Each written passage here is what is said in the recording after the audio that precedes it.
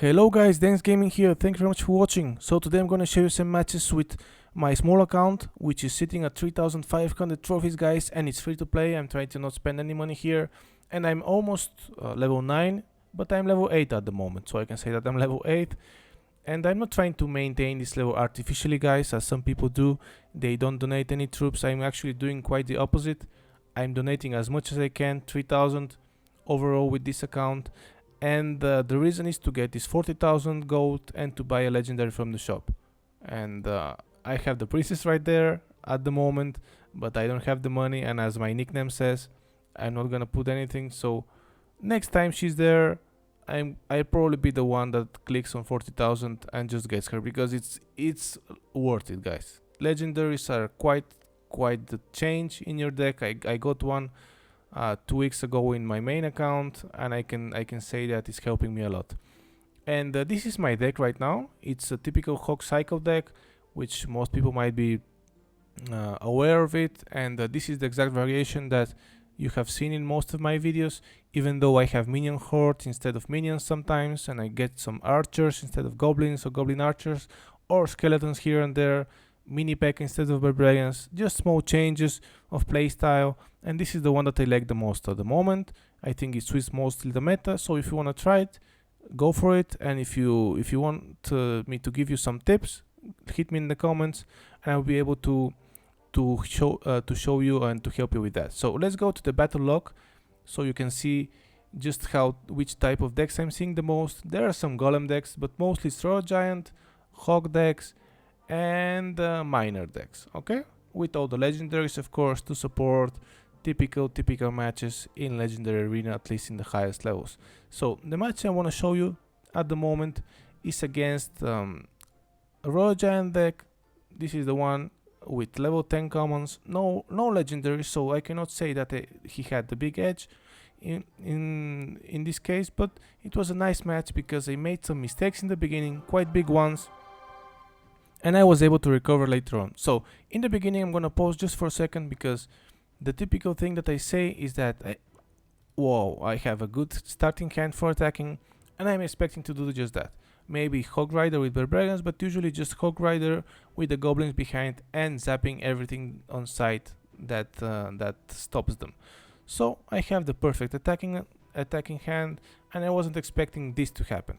I wasn't expecting to get the Royal Giant on the bridge with minions behind. So I put the goblins there, just barbarians around the Royal Giant and everything I can just to take it out, because if it sticks, I don't have anything else to assist it. But the minions are full health, which means that I have to deploy mine to kill them. And then the Hog Rider was late. I shouldn't have gone for it when it was late, but there's my second mistake. And he had barbarians to perfectly stop it. Not perfectly, but almost perfectly. So here I'm trying to calm down because I have a big disadvantage in elixir. But there is a fireball that's quite efficient, but I missed the first barbarian, which means that I have to deploy my goblins there, and everything is just inefficient defenses, which ends up with him having a musketeer for free. In terms of elixir, he has a musketeer for free, but hopefully and luckily he has the Royal Giant too late, so it deploys behind the musketeer instead of in front, so it was enough for me to take it out. So here's my most important play guys, right here.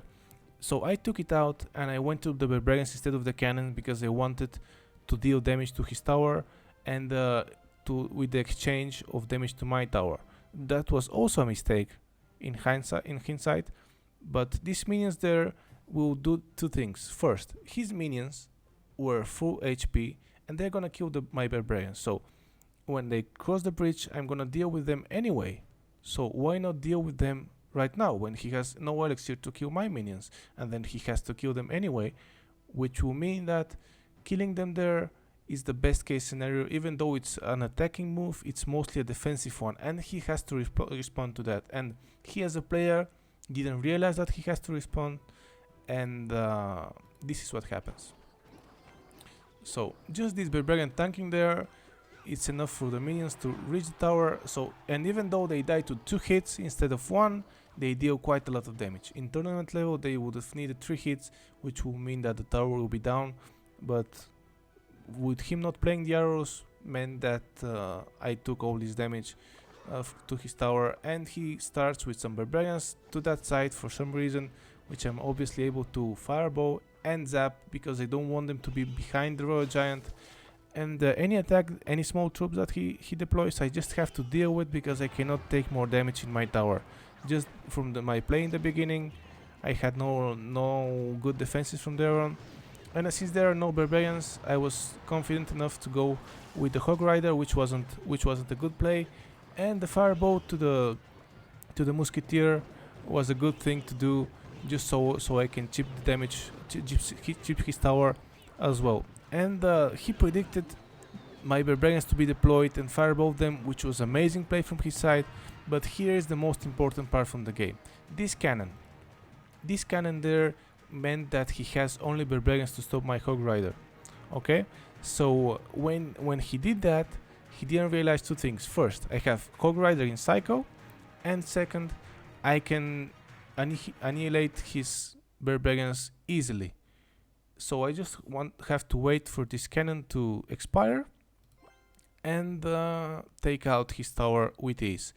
So this is how it happens: just minions there, the Hog Rider just in time to be in front, but not to take damage from the cannon, and fireball predicting there with the zap is just enough to take the tower. So note down that even though his tower was quite low, even if it was full HP, it would have died just because of the advantage of my attack that was pretty big. You can see the crown tower there sitting on less than 2000 HP. So sorry, the king tower of the other player.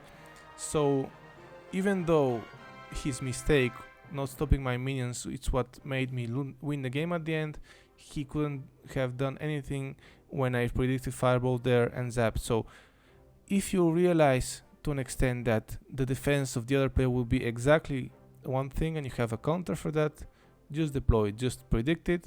I haven't missed a fireball like this in quite a while, so try to learn how to do this, and whenever you do, you're gonna win the game. Every predicted fireball that hits barbarians, if you have a Hog Rider, it's a 1 game if you can zap them afterwards. So this is one tip from my side. And the next game will be against a different deck, against a different beast. First, because it was a higher level than mine, exactly this one, and the second one is because it's exactly what counters my small troops. It's the Valkyrie with the Musketeer, with the Poison, and the Hog Rider, of course. So first they're level 8, obviously, and that's a difficult thing to handle. But the second thing is that this deck exactly is really hard to deal with mine, because it kills small troops, and even barbarians can they kill AoE they deal AoE damage almost everything, all Valkyrie and Poison. So my barbarians are really useless here unless I deploy them in the perfect spot. So let's go in the match and see what happens. So here's what I expected to happen. In the first game, the guy congratulates me for being level 8, which happens quite a lot as well, and of course I'm really happy that people acknowledge that and it's not just people BMing all the time. So I just go with my Hog Rider and Goblins to see how he defends usually. So he goes with the Valkyrie and some skeletons. So right here, let's stop again. It's where I already know his deck. I know that he has Hog Rider, he has Poison, and that he has what you can see on the screen, Valkyrie and Musketeer. And this deck is so typical that whenever you play against a meta deck, you can predict what he's gonna play, and of course it can be different, but most of the time it's not. I know that the Hog Rider is coming here. I'm really sure, so I just do this. I put some barbs on this side to eliminate efficiently the Musketeer, and some minions with cannon if needed to get the Valkyrie and this Hog Rider. So perfect defense. I cannot help these minions to make an efficient attack, but I'm winning to an extent. But I have also a confirmation that I'm playing against exactly the deck that I was expecting. So just some efficient defenses here with goblins against Musketeer. I'm gonna play slow. I'm not gonna commit too much because I don't want to lose with some stupid mistake. And here is his mistake. He wanted to make a cheap defense with some skeletons against my hog, but of course I have zap, and that zap helped me take his tower almost to the limit. So I'm preparing the fireball to get the elixir collector and the tower, which I do quite a lot when I don't want to attack. And I'm gonna have to change strategy because he gets this really big push here that I'm gonna be able to deal with in a really I actually not able to deal with this push in specific. So here exactly is what the biggest issue is with this deck. So actually I deploy everything kind of perfectly. I have the goblins there taking out this musketeer. I have the musketeer. I have the Valkyrie distracted. Sorry, but I have the cannon too high, which means that I cannot deploy the barbarians efficiently. I should have put them on the bottom side of the cannon, but I do the opposite. I try to do the other thing that you have to try whenever you are against this deck, which is to surround the Hog Rider on the top side of the screen like this. But of course the cannon dies, so the Hog Rider full HP reaches my tower and eliminates it almost completely. So big mistake from my side there, but overall this deck that I'm playing against is really hard to deal with. It's really hard to defend against with my deck and with every deck, and that's why it's that popular.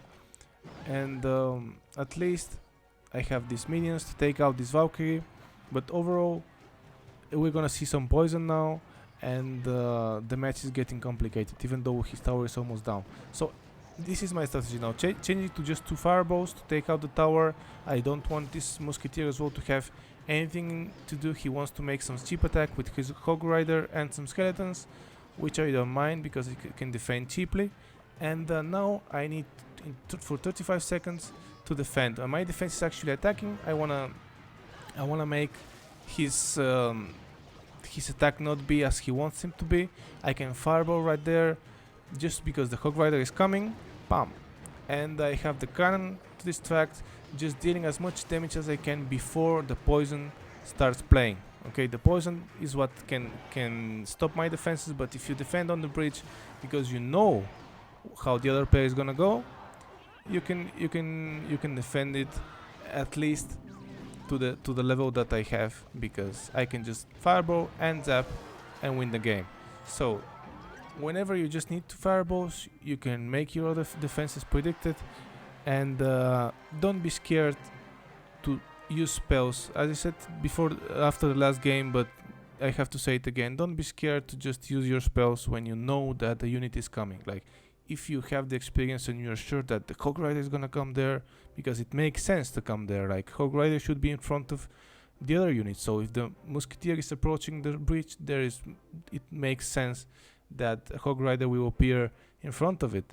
So just fireballing that, some cannons, distractions, it's enough to take out cards that units that I usually wouldn't be able to with my cards. So thank you very much for watching, guys.